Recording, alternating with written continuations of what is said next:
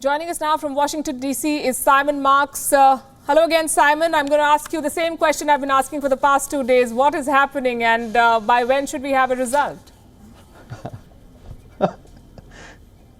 Yeah, I think that question, we could just carry on asking that. Look, the result is imminent here. We now know, just within the last few minutes, as you were saying, Palki, in Georgia, they're going to begin a recount because a razor-thin margin separates Joe Biden from Donald Trump, just over 1,000 votes currently. But more broadly than that, Joe Biden in Georgia went into the lead, but he coursed into the lead also in the all-important battleground state of Pennsylvania. And that has led at least one television network here now to start describing Joe Biden as the president-elect. And we're seeing the institutions of government adjust as they normally would to the impending announcement that Joe Biden has won this election. So Secret Service protection for him and his family and for Kamala Harris has been stepped up over the last couple of hours. A no-fly zone has been declared over former Vice President Joe Biden's home in Delaware. Those are the trappings that always associate the beginning of the formal recognition here that Joe Biden has won the election. And that is going to create more questions for a White House that just within the last 90 minutes has again doubled down. The Trump campaign issuing a furious statement insisting the election is not over, describing the projection of Joe Biden as the winner as false and based on results in 4 states that are far from final, confirming that the Trump campaign wants that recount in Georgia, claiming that there were many irregularities in Pennsylvania. In Nevada, the statement alleges thousands of individuals improperly cast mail ballots.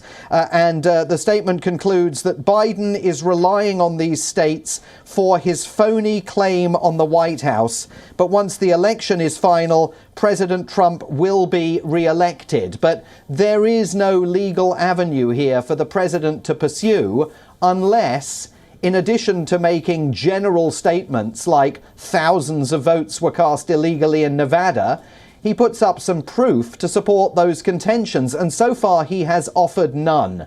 So it is evident now that within the White House there are ongoing conversations about just how much longer the president can stare at the inevitable and not react appropriately to it. He is said to want to carry on fighting, but at this point things are just moving so rapidly here that even a statement from the Biden campaign now has indicated that if President Trump thinks that he's going to continue sitting in the White House beyond midday on January the 20th, Inauguration Day here in the United States, he will be treated by President-elect Joe Biden as a trespasser and escorted off the premises and dumped unceremoniously on Pennsylvania Avenue right in front of the building. So this is not just Joe Biden now sending the message that he increasingly thinks that he's won and is confident about the outlook here. It's the media, the television networks that pulled Donald Trump off the air last night in the middle of his statement at the White House, again falsely accusing the Democrats of trying to steal the election. It's the Secret Service beginning to prepare for a transition that will ultimately take place on January the 20th at high noon. There's no pathway here for President Trump now to continue being President of the United States. He might be the last person in America to recognize that, but there is no pathway, and those are the facts. I like the finality of your words there.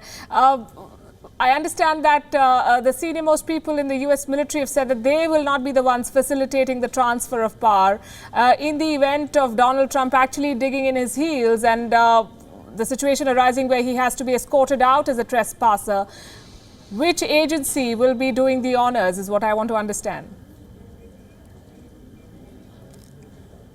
Oh, that would be the Secret Service. It would be the Secret Service that basically, were we to get there, and I don't think for a second we will, Palki, but were we to get there, it would be the Secret Service moving into the Oval Office, grabbing him and turfing him out of the building. Look, I think there's more to this than just Donald Trump battling for the presidency.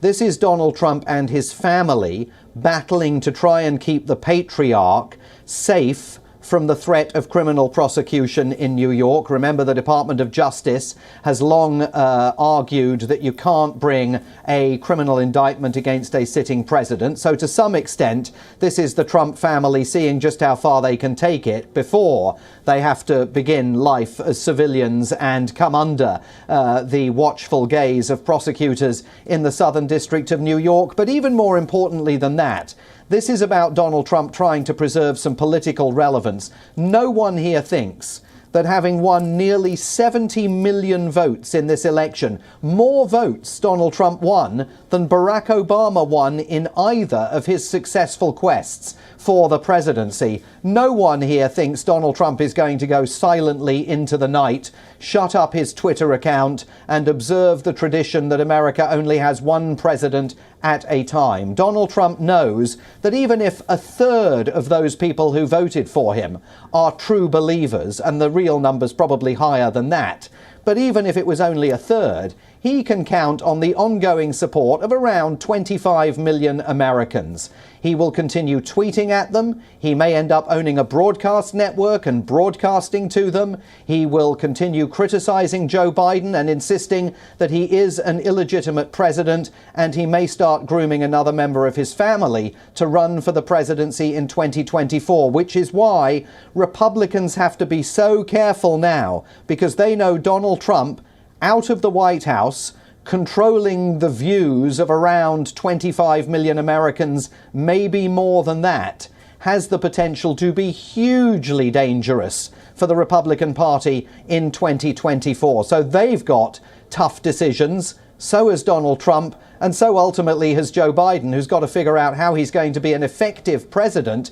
given what has been an electoral disaster for the Democrats in that they didn't secure the landslide they expected. Simon Marks, thanks very much. And if we talk on Monday, I hope we have a winner by then. You're going to have a long weekend, I believe. Thank you very much for being with us here tonight. Cheers, Palki. Thank you. Thank you for watching Gravitas on WION's YouTube channel. If you want to stay up to date with what's happening around the world, then subscribe to our channel and don't forget to like and share. Thank you very much for watching WION. World is One.